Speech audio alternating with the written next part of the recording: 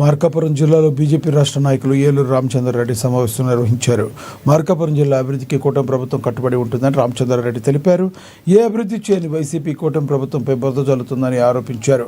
కూటమి ప్రభుత్వంపై బురద జల్లడం వారి విజ్ఞతకే వదిలేస్తున్నామని పేర్కొన్నారు.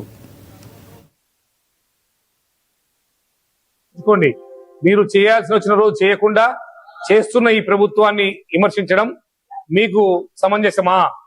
మీకు అర్హత ఉందా? కూటమి ప్రభుత్వం జిల్లాను ఏర్పాటు చేసింది. ఈ జిల్లాను సర్వతోముఖాభివృద్ధి చేసుకునే దానికోసం కేంద్ర ప్రభుత్వ సహకారంతో రాష్ట్ర ప్రభుత్వం కూడా ప్రకాశం జిల్లాను, ఉమ్మడి ప్రకాశం జిల్లా నుంచి విడిపోయినటువంటి మార్కాపురం కేంద్రంగా ఏర్పడినటువంటి ఎర్రగొండపాలెం, మార్కాపురం, గిద్దలూరు, కనిగిరి ఈ ప్రాంత సర్వతోముఖాభివృద్ధికి మేం కట్టుబడి ఉన్నాము. అన్ని రంగాల్లో ఈ జిల్లాను అభివృద్ధి చేస్తాము. అలానే వెలుగొండకు కూడా అతి త్వరలోనే ఈ 2026లో మొదటి టన్నల్ ద్వారా నీళ్లు ఇస్తాం.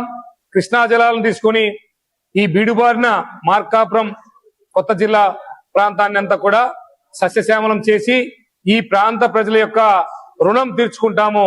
కూటమి ప్రభుత్వాన్ని ఆదరించారు. అందుకు మేము ఈ ప్రాంత ప్రజలకు భారతీయ జనతా పార్టీ తరఫున